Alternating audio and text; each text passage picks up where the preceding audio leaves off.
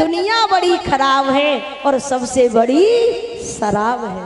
पुजारी ने कहा ठीक है भैया, हम तो समझ गए, तुम बड़े हो और तुम्हारी शराब बड़ी है, अब तो बाहर हो जाओ।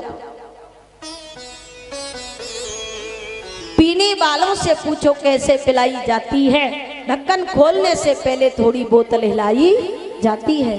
आप पीते हो गम को मिटाने के लिए और हम पीते हैं बिहारी जी को बुलाने के लिए। आप पीते हो आपकी हस्ती मिट जाती है और हम पीते हमारी मस्ती बढ़ जाती है। कौन कौन पीता है भैया, जरा हाथ ऊपर करें। अरे भैया, मैंने ये थोड़े ही कहा कि दारू कौन कौन पीता है, मैंने ये पूछा, ये नहीं पूछा। मैंने ये कहा कौन कौन पीता है। छाछ भी नहीं पीते हो, चाय भी नहीं पीते हो, दूध तो पीते होंगे। यानी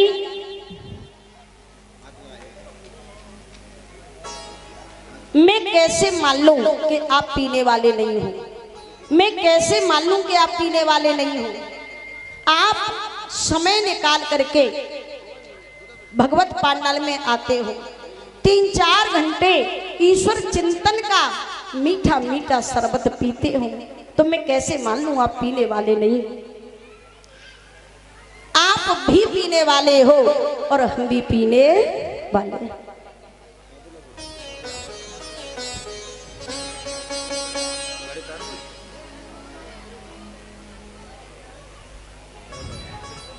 टाइट बांधो, टाइट टाइट। आप भी पीने वाले हो और हम भी पीने वाले। जिसको पीकर सारी दुनिया तेरे दर पे झूमती है, मेरे सामने बता दे वो शराब कौन सी है। मेरे सामने बता दे वो शराब कौन सी है।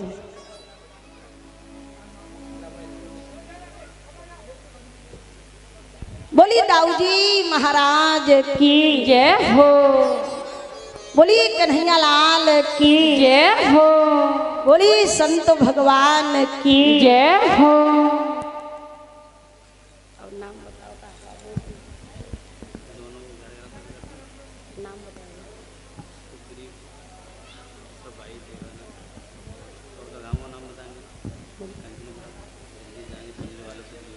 हाँ देखिए, ये सुग्रीव भाई, सुग्रीव भाई कंचनपुरा राजा खेड़ा से, सुग्रीव भाई कंचनपुरा राजा खेड़ा से,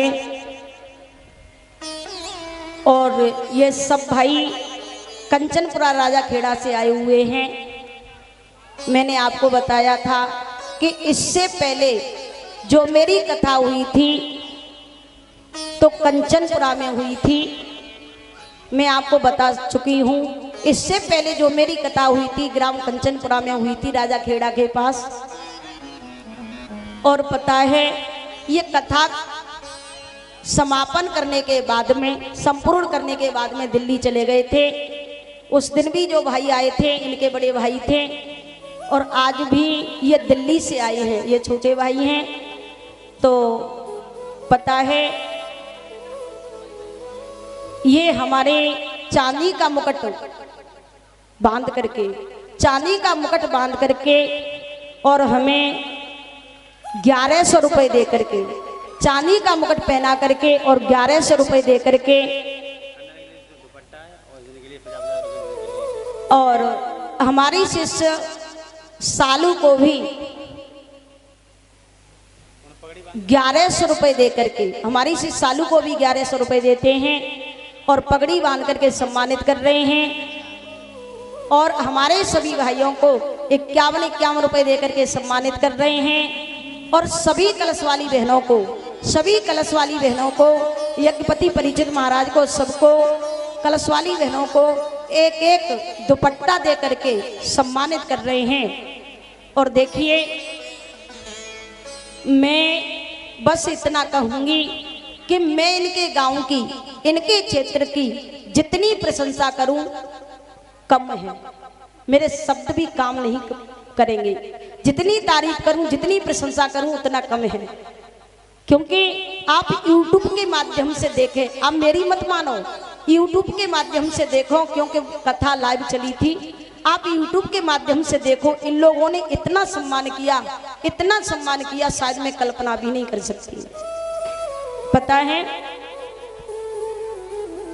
आप YouTube के माध्यम से देखना कि मेरी गाड़ी वहां खड़ी होती थी पंडाल से बाहर, मंच तक हाथों में मुझे लेकर के जाते थे और मंच से गाड़ी तक हाथों में लेकर के विदा करते थे।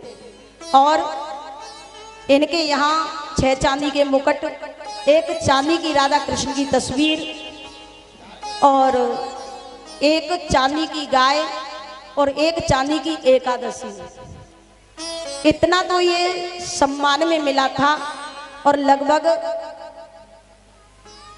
अब व्यासपीठ से मुझे ज्यादा नहीं कहना चाहिए, लगभग पता है इतना सम्मान किया कि 2 लाख रुपए की तो मेरे गले में माला ही माला पड़ी थी और 3,01,000 से मेरी इन्होंने विदाई की थी। आप YouTube के माध्यम से सब कुछ देख लेना।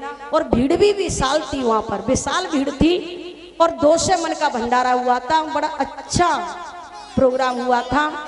और आज भी पता है इतनी दूर से चल करके आए हैं कि दीदी आपके जाने के बाद हमारा गांव सब कुछ सूना सा हो गया है, तो दिल्ली से यहाँ पर आए हैं और यहाँ भी मेरे चांदी का मुकुट पहना करके और 1100 रुपये दे करके, और हमारी सी सालू को भी पगड़ी बांध करके 1100 रुपये दे करके सम्मानित कर रहे हैं। और सभी कलश वाली बहनों को एक एक दुपट्टा और हमारे सभी भाइयों को 51 रुपये दे करके सम्मानित कर रहे हैं।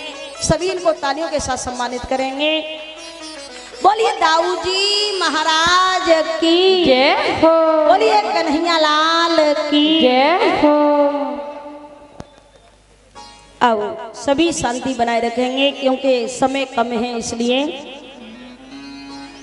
कलश वाली बहनें सब खड़ी हो जावे। इधर क्या होता है भैया, जब सुखदेव जी महाराज राजा परीक्षित को कथा ज्ञान करा रहे थे, समय कम है, शांति बनाए रखेंगे। एक बात बता दूं आपको कि जिस समय भगवान कृष्ण ने सांदीपन गुरु के यहाँ शिक्षा प्राप्त की थी, तो एक दिन हवन के लिए समुदाय नहीं थी, तो गुरु माता ने एक पोटली में चना बांध करके सुदामा जी को दिए, कहा तुम और कृष्ण दोनों जंगल को चले जाओ और समुदाय लेकर के जल्दी घर आना, और जाकर ही तुम्हें भूख लगे तो तुम दोनों आपस में बैठ करके बांट करके खा लेना और समुदाय लेकर के जल्दी आना, इस तरह से कहा। तो कृष्ण सुदामा जी दोनों जंगल में पहुंचे। अब माँ का महीना था, घनघोर बारिश होने लगी और इधर सुदामा जी को भूख सताने लगी। माह का महीना था, घनघोर बारिश होने लगी और इधर सुदामा जी को भूख सताने लगी। तो सुदामा जी क्या करते हैं, अपने हिस्सा के चना खा लिए और अपने हिस्सा के नहीं, कृष्ण के हिस्सा के भी चना खा लिए।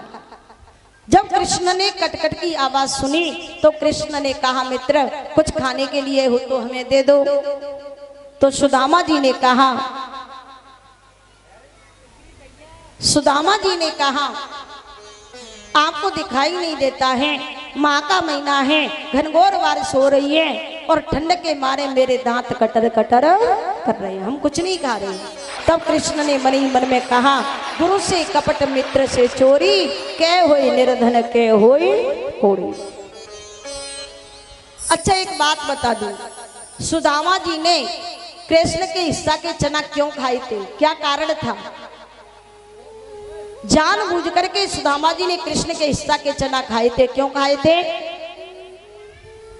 क्योंकि पता है यह चना किसके थे? सांदीपन गुरु का जहां आश्रम था, आश्रम के निकट ही एक गरीब ब्राह्मणी अपनी झोपड़ी में रहती थी। एक दिन वो खेतों में से चना बीन करके लाई, कुछ चना खा लिए और जो बचे वो एक पोटली में बांध करके झोपड़ी में रख दी। उसी रात झोपड़ी में चोर आए और जैसे ही वो चना की पोटली देखी तो चोरों ने तो ऐसा समझा शायद इस ब्राह्मणी का ये पहले का धन है, जरजेवर बना है। और जरजेवर समझ करके वो चोर चना की पोटली चुरा करके ले गए। और जैसे ही मार्ग में खोल करके देखा ये तो चना है, तो वो चोर क्या करते हैं, सांदीपन गुरु के आश्रम के बाहर मार्ग में निकल करके जा रहे थे, चना की पोटली वहीं डाल गए। और सुबह जैसे ही गुरुमाता जागी, गुरुमाता ने वो चना देखे तो गुरुमाता ने विचार किया कि लगता है किसी छात्र के ये चना गिर गए हैं। तो गुरुमाता